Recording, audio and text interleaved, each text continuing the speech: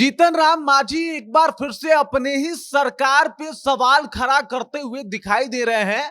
पहले तो कह रहे हैं कि भाई साहब ये किसके डर से कॉमन स्कूल सिस्टम जो है वो लागू नहीं कर रही है सरकार। उसके बाद कह रहे हैं कि भाई हमको 40 सीट फिर से चाहिए, मतलब वही पुराना वाला राग अलापना शुरू कर दिए, जिसकी वजह से एनडीए को परेशानी होती है। बीच में चुप थे जनाब, शायद दिल्ली से इनकी चूड़ी टाइट की गई थी, लेकिन अभी फिर से चूड़ी थोड़ा ढीला हो गया है। और अब देख लीजिए, जीतन राम मांझी पहले अपने सरकार के ऊपर सवाल खड़ा करते हैं और उसके बाद कहते हैं कि भाई 40 सीट हमको चाहिए, और इसी वजह से एक बार फिर से एनडीए की समस्या बढ़ सकती है। और जीतन राम मांझी मतलब एनडीए की समस्या जैसा बात कहा जा सकता है।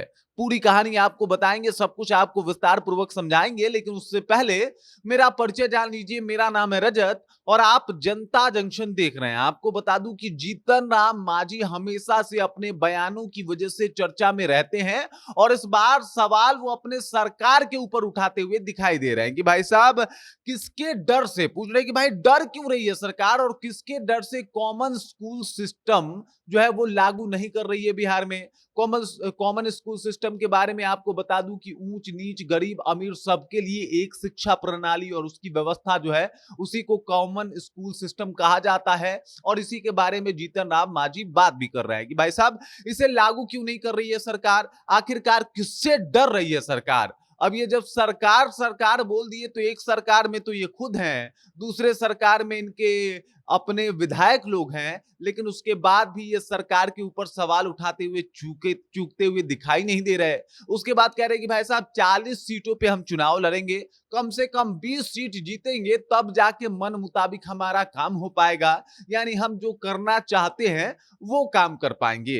अब ये सारी बातें बता रही है कि भाई साहब जीतन राम मांझी पहले सरकार पे सवाल खड़ा कर रहे हैं, अपने ही सरकार से सवाल पूछ रहे हैं कि भाई किसके डर से आप लोग ये सब कुछ, ये व्यवस्था कॉमन स्कूल सिस्टम लागू नहीं कर पा रहे हैं। और उसके बाद करेंगे अगर हमारे पास 40 सीट पे हम चुनाव लड़ेंगे और 20 सीट फिर जीत जाएंगे तो उसके बाद जो है हम ये सारी सुविधाएं जो है वो प्रोवाइड करवाएंगे और अपने मन और हक के हिसाब से जो है हम बातचीत करेंगे। मतलब ये स्पष्ट हो गया है कि भाई साहब सरकार के रवैया में जीतन राम मांझी तो खुश नहीं है। और सरकार के ऊपर ये पहली दफा नहीं हुआ जब वो सवाल खड़े कर रहे हो, बल्कि ये कई दफा हो गया है कि सीएम नीतीश कुमार के ऊपर, कई बार दारूबंदी के ऊपर, कई बार सीएम नीतीश कुमार के योजनाओं के ऊपर ये सवाल खड़े करते आए हैं। और एक बार फिर से इन्होंने यही काम कर दिया। इस बार सरकार के ऊपर इन्होंने सवाल किया है कि भाई सरकार डर रही है किसी से और इसी वजह से कॉमन स्कूल सिस्टम जो है वो लागू नहीं कर रही। दूसरा बात कह रहे हैं कि भाई साहब अगर हमको 40 सीट मिलेगी तब हम चुनाव लड़ेंगे, 20 सीट जीतेंगे और उसके बाद आपके हक हुकूक की बात करेंगे। ये सारी बातें बता रही है कि भाई जीतन राम मांझी जिस तर्ज पे अभी एनडीए में रह के काम कर रहे हैं, ऐसा लग रहा है कि जैसे कि भाई साहब महागठबंधन का कोई लीडर एनडीए में आके भी महागठबंधन के लिए काम कर रहा हो। क्योंकि जिस तरीके से सवालों के कटघरे में नीतीश कुमार को, सरकार को और सीट बंटवारा को लेके पूरे एनडीए को ये घेरते हैं, बड़ा मुश्किल में पड़ता हुआ दिखाई देता है।